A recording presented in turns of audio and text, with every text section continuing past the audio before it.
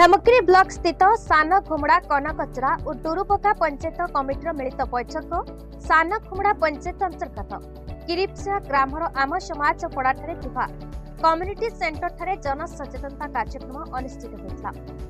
उक्त बैठक में ब्लॉक उपदेष्टा मंडली सभ्य श्री जितेंद्र मगर, ब्लॉक साधारण संपादक श्री राधेश्याम गड़िया, क जोन उपसभापति श्रीमती जननी कंटा जोग देते।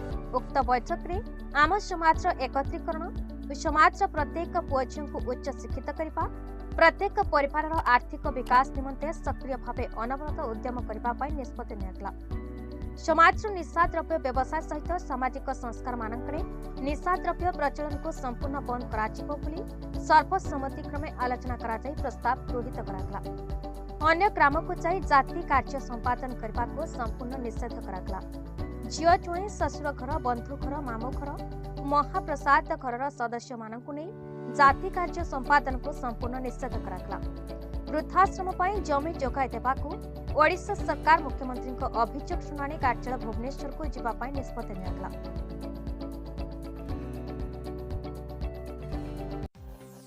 Hemgiri Harendra Narang report, Bharat news.